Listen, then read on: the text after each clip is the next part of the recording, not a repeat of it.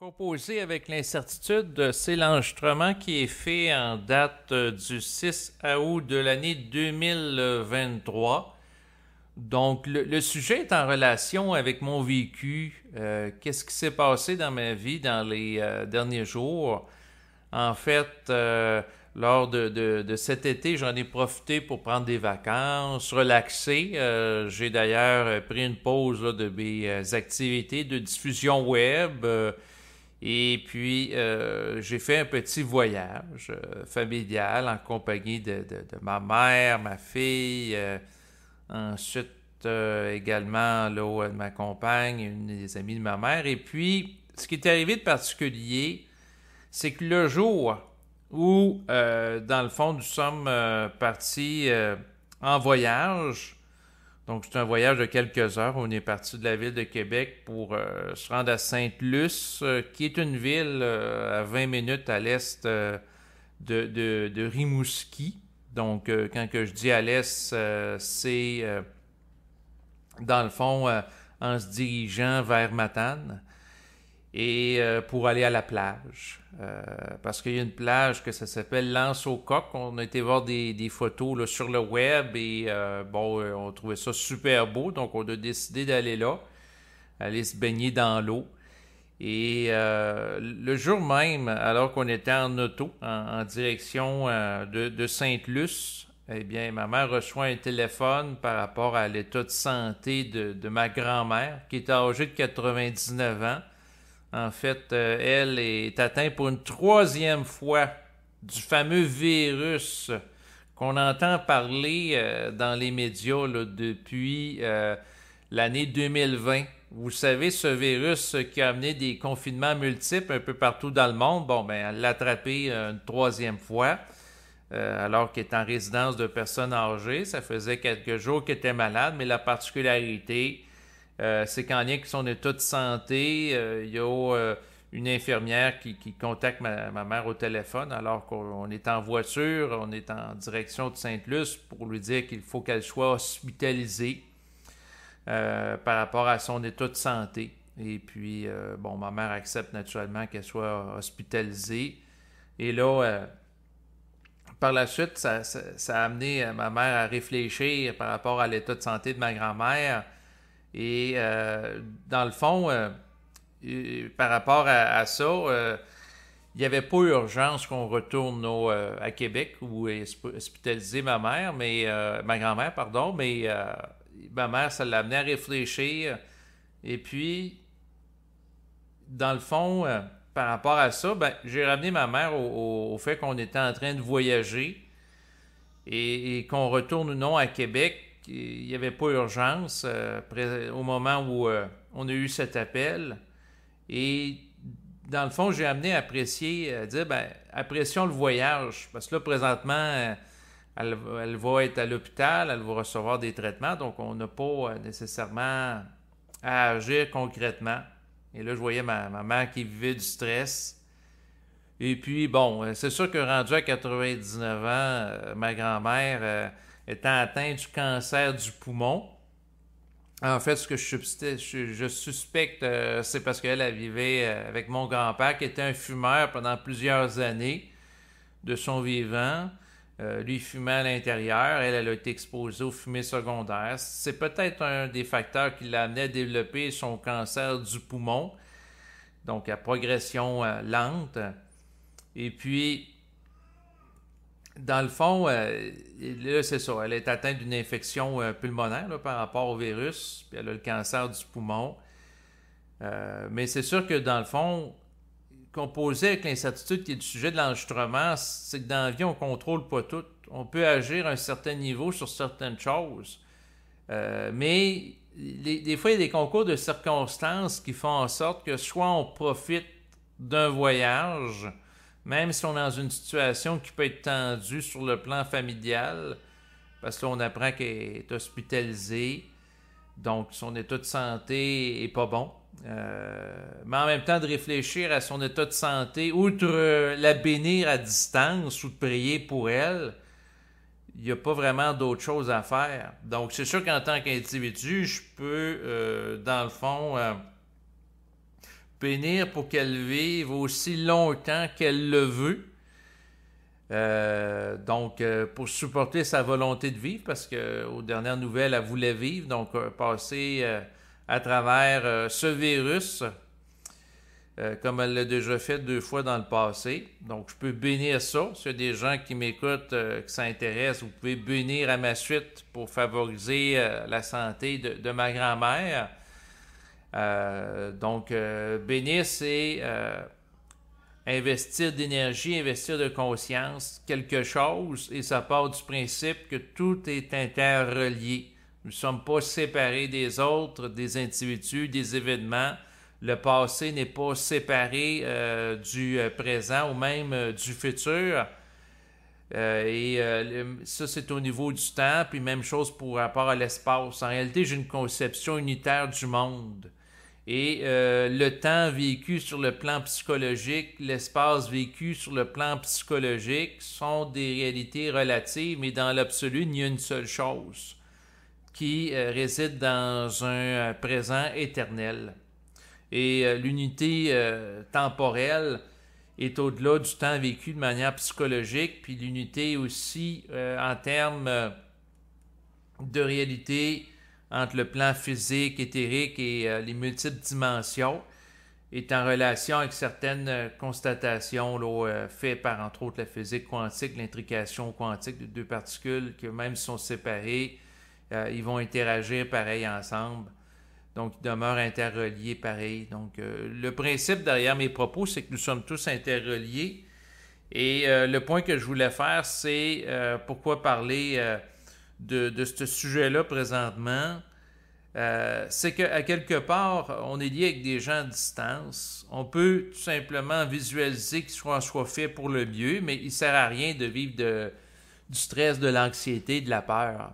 Mais pendant le voyage, j'ai observé ma mère, puis dans le fond, j'ai eu beaucoup de propos pour elle pour lui dire profite du voyage. On était à Rimouski, on était à Sainte-Luce, ensuite on était à Rivière-du-Loup. On se déplaçait à plusieurs endroits. La journée était splendide, ensoleillée. Mais je sentais qu'elle était préoccupée par ma grand-mère. Et tout excès de réflexion par rapport à une situation sur laquelle on n'a pas à agir directement, c'est une perte de temps. C'est sûr, c'est facile à dire là, d'une perspective extérieure, mais quand c'est des gens qui nous touchent, avec lesquels on a un lien émotionnel, des fois c'est plus difficile. Bon, par rapport à la situation, j'ai observé le comportement de ma mère et, dans le fond, à travers elle, j'ai réalisé que, à quelque part, puis moi-même, ça m'a déstabilisé un peu parce que je la voyais préoccupée par ma grand-mère, mais moi, en tant qu'individu, qu'elle soit déstabilisée ou pas par rapport à la nouvelle qu'elle était hospitalisée, l'important pour moi, c'était de profiter du moment présent puis du voyage, puis de me ramener à ça. Donc, en la voyant aller, ça pouvait tendre à me sortir de cet état-là, mais de me ramener dans un état de présence à qu'est-ce qui est. Donc, quand j'ai été me baigner dans l'eau à Sainte-Luce, à être là.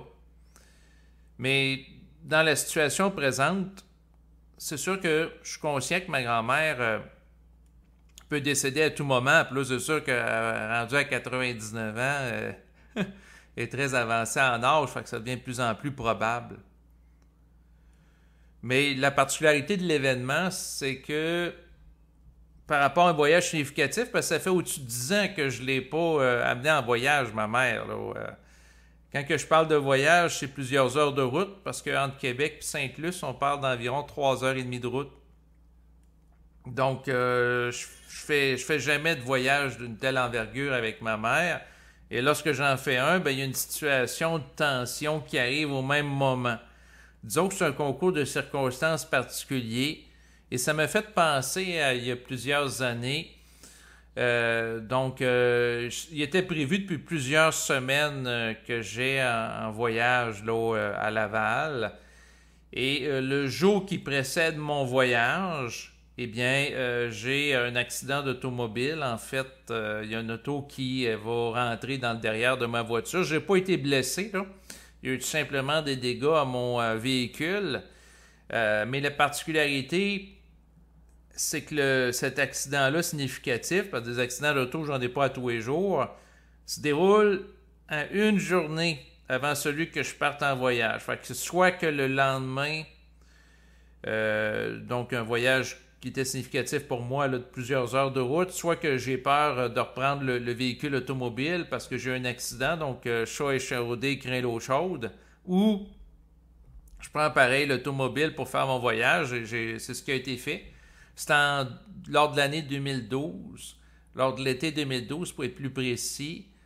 Et j'ai fait mon voyage par la suite à Laval. J'avais même assisté à une conférence de Daniel Ménard. J'avais trouvé très intéressant. Donc, le voyage s'est très bien déroulé, sauf que la nature de l'événement, un jour avant le voyage significatif, pour moi, c'était comme un test de réalité intéressant pour voir est-ce que je reste à terre, puis je vais plus prendre l'auto le reste de ma vie, puis je me morfonds, ou au contraire, je confronte rapidement ma peur pour me remettre en action. Chose que j'ai faite. Là, la particularité par rapport au voyage avec familial avec ma mère significatif de cette année, c'est que c'est la journée où on apprend que ma grand-mère est hospitalisée. Là, moi, j'ai profité pareil du voyage. J'ai vu que ça a affecté ma mère, mais moi, des fois, c'est intéressant de s'observer comment on se comporte par rapport à la nature d'une nouvelle. Tu sais, ma grand-mère qui est en CHSLD tombe par la suite en hospitalisation. C'est sûr que si j'avais appris qu'il fallait qu'on retourne rapidement là, à Québec à son chevet parce qu'il lui restait à peine quelques heures à vivre et sa situation se dégradait, je serais retourné. Mais l'infirmière avec laquelle on avait parlé au téléphone vers 9 h du matin, elle dit non, non, faites votre voyage, on n'en est pas là. C'est tout simplement qu'elle va être hospitalisée pour avoir des soins. Parce que ça faisait plusieurs jours là, qu'elle combattait le virus par elle-même. Puis à ce moment-là, ben, ça devenait comme utile là, qu'elle ait du renfort, là, comme on dit. Mais en lien avec aussi la maladie de ma grand-mère, j'ai eu à discuter avec une personne proche de moi qui faisait de l'insomnie parce que ça y préoccupait beaucoup le fait qu'elle est malade. Puis bon, comme elle est âgée de 99 ans, cancer du poumon, ben, il y a des bonnes possibilités qu'elle en meure, là, naturellement. Bon, ça l'empêchait de dormir. Et là, j'ai une conversation avec elle. J'ai posé la question, est-ce que le fait que tu t'empêches de dormir et que tu vis du stress, ça favorise la santé de ma grand-mère? Elle m'a répondu non. Ensuite, est-ce que ça favorise ta santé pour aider ma grand-mère et être à son chevet? La réponse, c'est non. Là, après ça, je pose la question, mais pourquoi que tu t'empêches de dormir et tu vis de l'anxiété avec ça?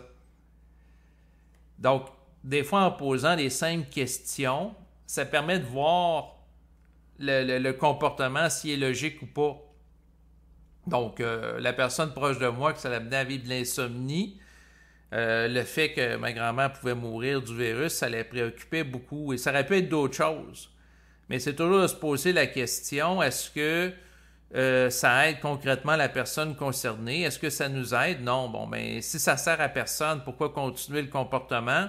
Souvent, ce qui arrive, c'est que c'est en lien avec le fait que la personne est soumise à un état de peur.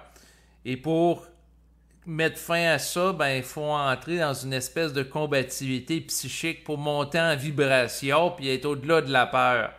Et l'une des façons d'y arriver, c'est d'être dans un état vibratoire plus élevé, c'est-à-dire un état de colère mentale.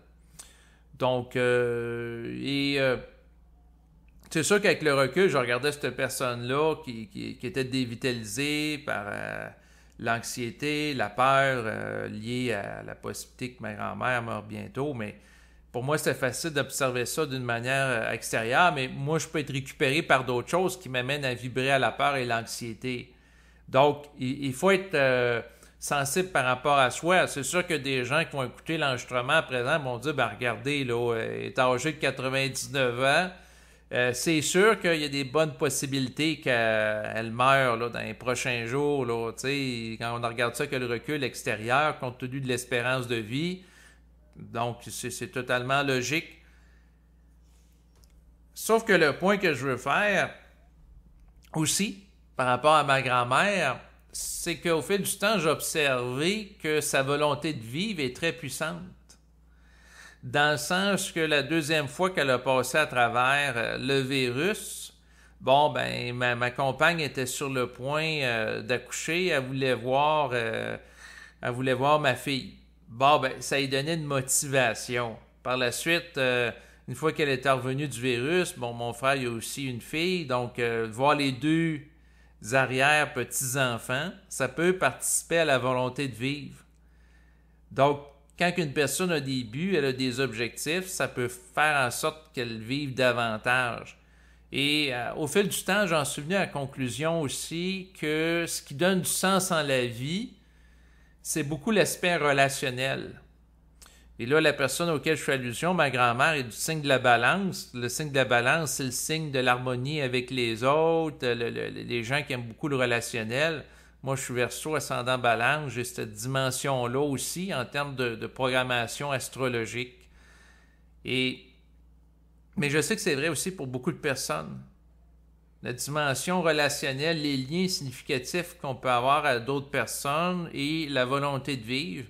Et souvent, ça passe à travers la famille.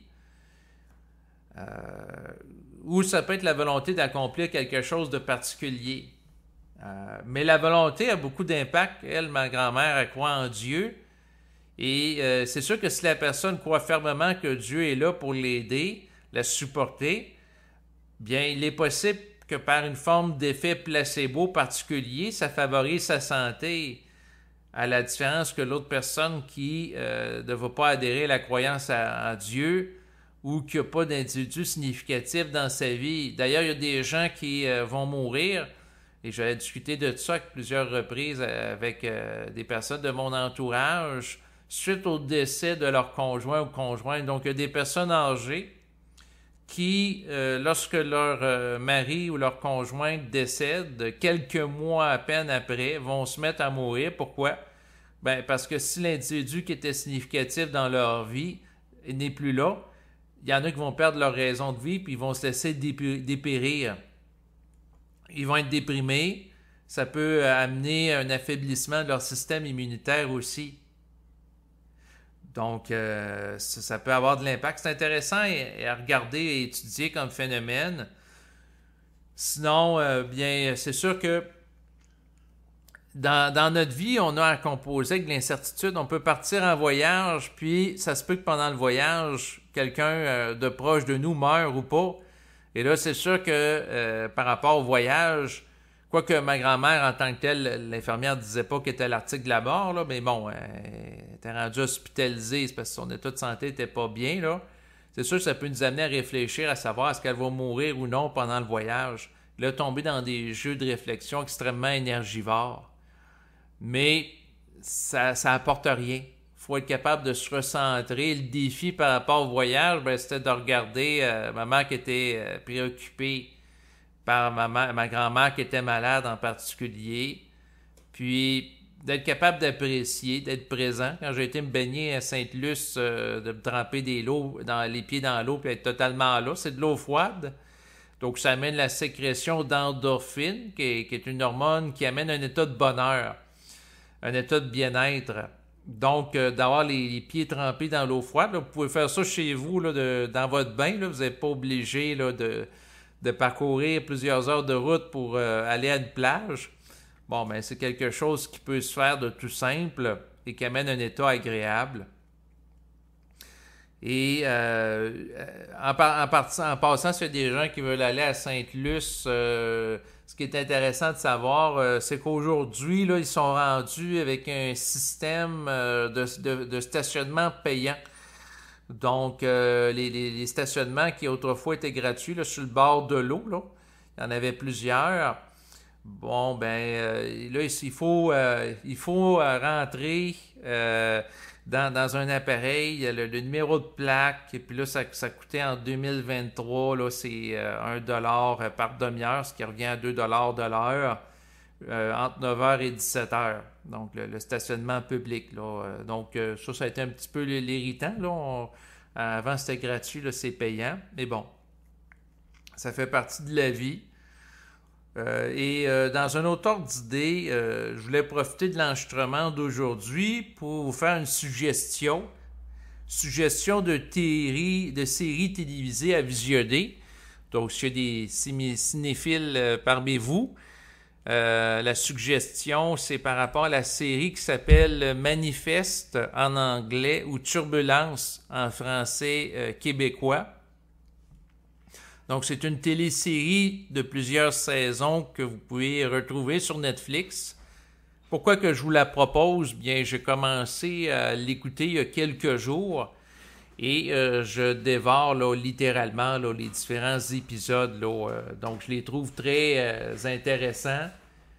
Et par rapport à cette télésérie, il y a des concepts métaphysiques qui sont abordés, là, qui sont dignes d'intérêt. Donc, le synopsis par rapport à la télésérie, c'est celui-ci. Donc, un jour d'avril 2013, le vol 828 de la Montego Air reliant la Jamaïque à New York connaît une brève période de forte turbulence.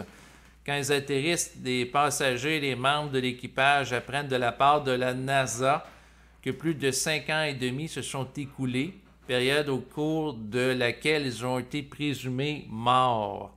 Alors qu'ils se réinsèrent dans la société, les passagers commencent à se rendre compte de leur vie et leurs proches ne sont plus comme avant et commencent également à faire l'expérience de voix directives et d'hallucinations. Donc, je viens de lire le synopsis tiré de l'encyclopédie en ligne de Wikipédia. Donc, le scénario est particulier. Les gens prennent l'avion disparaît pendant 5 ans. Ensuite, l'avion réapparaît et il s'est passé quelque chose. Suite à cet événement choc, les gens ont des capacités psychiques. Et pour les gens qui, dans le fond, veulent être divertis, parce qu'il y a des très bonnes intrigues dans la télésérie, c'est captivant. Donc, vous avez tout ça là, sur Netflix pour les gens qui sont abonnés comme moi. Des concepts très intéressants sont abordés. Et il est question que tous les gens sont liés. Donc, c'est un concept fondamental qui rejoint ma vision du monde qui est moniste. Donc, une vision unitaire du monde. Il y a une seule réalité, un seul choix quantique qui englobe tout. Et c'est un message qui revient souvent là, dans la télésérie. Et là, vous allez pouvoir entendre probablement dans les prochaines secondes ma petite fille qui s'est rapprochée de moi. Eh oui, ma compagne l'a mis dans le parc à côté de moi. Vous allez peut-être l'entendre au micro. Mais pour en revenir à la série, c'est que les personnages principaux vivent des appels intérieurs. Ils entendent des voix, donc certains vont dire des hallucinations visuelles auditives. Sauf que le point, c'est qu'il y a une cohérence derrière ça. Donc, à un moment donné, il y en a une qui est enquêtrice policière. Ça lui dit intérieurement que d'aller vérifier un endroit, puis finalement, il y a 2 personnes qui ont été enlevées qui sont là. Mais c'est parce qu'elle a suivi sa voix intérieure qui lui a donné l'information. Et le pont qui peut être fait entre la télésérie et la réalité du monde dans lequel on se trouve sur le plan métaphysique, c'est que tout est interrelié dans les faits. Et là, ce qui est intéressant, c'est le questionnement que vivent certains personnages. Il y en a une qui est scientifique, elle travaille à l'hôpital et elle a des hallucinations visuelles qu'elle interprète. Elle a des visions par rapport à un ange, une statue angélique, et elle fait un scan du cerveau et elle se rend compte que dans son cerveau, les mêmes zones qu'une personne qui est atteinte de schizophrénie sont activées. Donc techniquement, elle est schizophrène, sauf que la vision qu'elle a de la statue à caractère angélique, une autre personne l'a simultanément, puis ça a un sens particulier dans la télésérie. Donc, tout ça nous ramène au questionnement que la personne peut vivre dans la réalité, dans le sens qu'elle vit certains événements où elle a des intuitions, elle a des idées, sauf qu'il y a une connexion avec le tout qui est là et qui n'est pas nécessairement seul à avoir. Et ce qui est intéressant, c'est qu'à travers un scénario captivant, on aborde des concepts métaphysiques qui, à mon sens, ont un certain fondement. et les capacités psychiques que les êtres humains peuvent vivre suite à un événement choc qui les transforme. Dans ce cas-ci, c'est des passagers d'un vol d'avion. Donc, l'événement perturbateur qui les change, qui les modifie, c'est le fait que, à quelque part, l'avion disparaît pendant 5 ans, puis par la suite, lorsque l'avion réapparaît, eh bien, le monde dans lequel ils se trouvent sont changés, parce que 5 ans de temps s'est écoulé, mais eux autres aussi ont été changés, malgré eux, sans l'avoir choisi, sans l'avoir décidé, un peu comme quelqu'un qui vit la fusion avec l'esprit que ça lui est imposé. Et là, ces gens-là découvrent progressivement, petit à petit, qu'ils vivent des appels intérieurs, qui ont des visions communes, qui entendent des voix, qui ont des visions aussi, qui ont la capacité de se connecter entre eux. Il y a le cas d'un jeune enfant où il est connecté psychiquement avec un autre passager. Donc, la connexion corps-esprit qui est abordée. Et le concept qu'elle a fait que chaque individu est comparable à un ordinateur et dont ses capacités peuvent être multipliées s'il travaille en réseau, un peu comme la personne qui travaille en contact avec Internet, ben, puis d'en tirer profit de ça est abordé dans la série. Donc, ça devient intéressant, parce que dans le sens que si la personne bénéficie de l'intelligence des autres, ou est capable de se relier à d'autres personnes qui ont de l'intelligence, bon, ben ça amène un accroissement de ses capacités en bénéficiant de l'intelligence du réseau. Un peu ce que l'être humain pourrait faire à l'époque actuelle par rapport au réseau Internet, dans le sens que si tous les peuples présentement sont capables de travailler, non pas en compétition, mais en collaboration, pour régler les problèmes fondamentaux, famine dans le monde ou dans certains endroits, des problèmes de guerre, etc. Puis l'intelligence des gens est mobilisée par rapport à ça, puis des gens travaillent en synergie un peu partout. Bon, ben ça amène un développement plus rapide de la science. Quelqu'un au Québec travaille sur le plan scientifique avec une autre personne en Chine ou également une autre en Inde simultanément.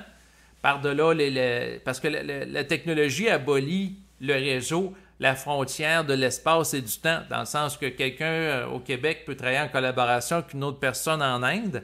Bon, ben la frontière de l'espace est abolie parce qu'en dépit des longues distances qui séparent ces deux personnes-là, via le réseau qui leur permet de se connecter, ils peuvent travailler ensemble. Puis la frontière du temps, dans le sens que ils sont dans des fuseaux horaires différents. Donc, il y en a un qui il peut travailler pendant le jour, puis l'autre pendant la nuit, pendant qu'il dort. Bon, ben, ils peuvent fonctionner pareil. Donc, mais le réseau de ce que je vais appeler l'Internet psychique, ce que Rupert Sheldrake appellerait, là, dans le fond, le champ morphique, ben, pour moi, c'est une réalité. Et cette télésérie, donc, va présenter des concepts métaphysiques fondamentaux. Puis c'est en lien avec l'éveil de certaines capacités que vivent les passagers du vol qu'on voit au fil des épisodes, qui créent des intrigues. Donc c'est très intéressant à visionner et qui nous ramène à la réalité fondamentale que nous sommes tous reliés, tous interconnectés. Et sinon, comme suggestion à Netflix, il y a le documentaire que j'ai écouté récemment qui s'intitule Du poison au menu. Et c'est un documentaire en lien avec les intoxications alimentaires qui sont faites aux États-Unis. Bon, il y a été question de l'intoxication à la bactérie E. coli qui avait eu cours dans les années 1990 par rapport à des hamburgers là, qui avaient été, entre autres, insuffisamment cuits. Dans un restaurant rapide, un fast-food. Donc, ça a été servi à des gens, des boulettes d'hamburger pas assez cuits, et les gens sont tombés malades. Et dans certains cas, naturellement, là où il y avait le cas là, d'un père, d'un enfant qui est mort de tout ça. Donc, ça peut aller jusqu'à entraîner la mort. Et la particularité du documentaire, c'est que ça m'a amené sur une piste auquel je n'avais pas pensé. Parce que c'est sûr que depuis des années, je savais que il était important de bien cuire les hamburgers pour éviter qu'il y ait, dans le fond, une bactérie dedans là, qu'on attrape et que ça amène des problèmes de santé. comme la bactérie E. coli. Ça, je le savais déjà. Par contre, la particularité du documentaire, c'est que ça m'a allumé sur le fait que tout est interrelié. Je pense que ça va être le message fondamental de mon enregistrement. Parce que les gens, dans certains cas, peuvent attraper aussi la bactérie E. coli dans la laitue romaine. Donc, les gens vont dire « Ah, on va manger de la salade ou des légumes feuilles, puis ça va être santé. » À différence des céréales sucrées, à différence de la viande, à différence du poulet, où il peut y avoir de la contamination au salmonelle. Sauf que le point, c'est que la personne peut aussi attraper la bactérie E. coli en mangeant de la salade. Ça a été le cas aux États-Unis. Il y a une personne qui a été gravement hospitalisée par rapport à ça, a développé même des problèmes. Les reins ont été attaqués. Pourquoi que la bactérie E. coli s'est ramassée dans la salade? Eh bien, la raison est simple. C'est que par rapport aux fermes d'élevage aux États-Unis, où sont engraissés les bœufs qui par la suite vont être tués pour faire le steak haché, il y en a certains parmi eux qui sont contaminés avec la bactérie E. coli. Or, la bactérie E. coli qui est dans les intestins de ces ruminants va se ramasser par la suite dans leurs excréments. Or, leurs excréments vont par la suite tomber sur le sol. Donc, c'est des fermes d'engraissement massives. Et à un moment donné, ils vont se ramasser dans des conduits avec de l'eau.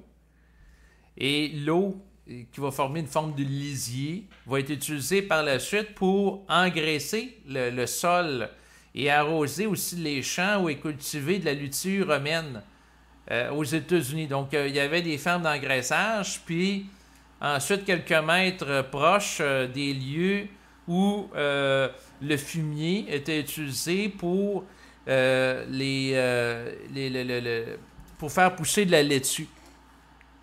Donc, tout ça pour dire que, dans le fond, le fumier qui était contaminé avec la bactérie E. coli, c'est sûr que si l'eau, le fumier en tant que tel, étant expulsé sur des végétaux, donc de la laitue, ça pouvait contaminer aussi la laitue à la bactérie E. coli qu'on pouvait retrouver dans les intestins de ruminants. Et là, les gens qui mangent la laitue deviennent par la suite, s'ils ne la nettoient pas adéquatement avec de l'eau, contaminés par la bactérie E. coli et ça peut aussi entraîner leur mort.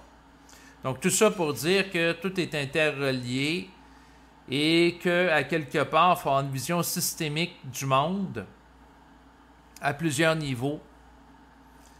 Et être vigilant aussi. Donc, c'est bien d'être vigilant pour bien faire cuire la viande pour empêcher d'être contaminé par ce que certains appellent la maladie du hamburger, la bactérie E. coli. Parce qu'en réalité, ce qu'il faut comprendre, c'est que par rapport à un hamburger, l'hamburger peut être fait de plusieurs morceaux de steak haché. Vous pouvez entendre ma fille bébiller derrière moi, là, si vous êtes sensible aux détails. Parce que, dans le fond, elle me regarde là, en train de faire mon enregistrement dans le parc. Bon, je me reconcentre. Donc, c'est ça, c'est qu'un hamburger peut être composé, dans la vidéo, il était question de 400 morceaux de différents bœufs. Là. Fait que c'est sûr que s'il y en a un dans l'eau qui est contaminé avec la bactérie E. coli, ben, il peut tout contaminer le reste de la viande. Parce qu'un hamburger, c'est fait de différentes découpures de viande. Et ce qui peut arriver aussi, c'est que même par rapport à une pièce de viande qui n'est pas mélangée avec d'autres, parce que si on mélange différentes pièces de viande ensemble, ça occasionne un risque de contamination croisée qui multiplie les risques d'attraper la bactérie E. coli.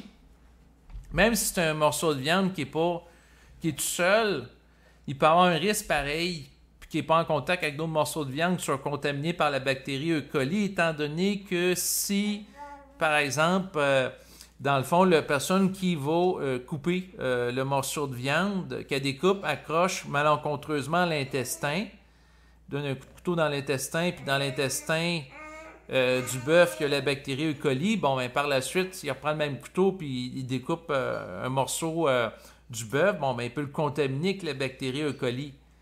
Donc, il y a un risque de contamination aussi interne, même si une viande n'est pas en contact avec d'autres. Mais pour en revenir au sujet de base de mon enregistrement, c'est que tout est interrelié, et c'est une des raisons, entre autres, pour lesquelles, une fois de temps en temps, je fais des sessions de bénédiction dans mes enregistrements. Donc, si je suis connecté avec le tout, pourquoi pas en tirer profit? Donc, et une des raisons qui fait en sorte que on peut utiliser notre intention pour influencer le tout, au même titre qu'on est influencé par lui. C'est sûr qu'à quelque part dans notre vie, il faut être capable d'accepter qu'on ne contrôle pas tout, là, naturellement, mais pourquoi pas utiliser la marge de pouvoir d'agir qu'on a à notre avantage. Donc, on peut bénir notre santé physique, émotionnelle et mentale. Bénir notre lucidité, bénir notre compréhension du système, bénir notre état vibratoire, bénir notre capacité de profiter de la vie, du soleil, notre capacité d'être heureux pour rien.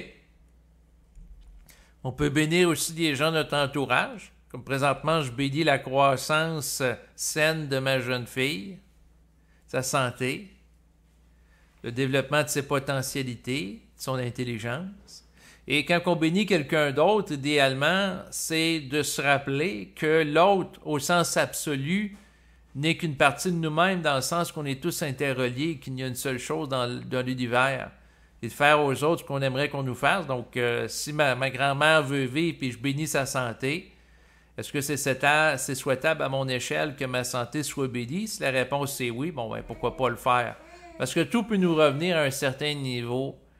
Comme on est interrelié avec le tout, ben, on peut avoir des réverbérations vibratoires ou occultes, des ajustements qu'on a. Donc, si on bénit, on agit en fonction de choses qui est souhaitable pour soi, bien, ça peut être intéressant.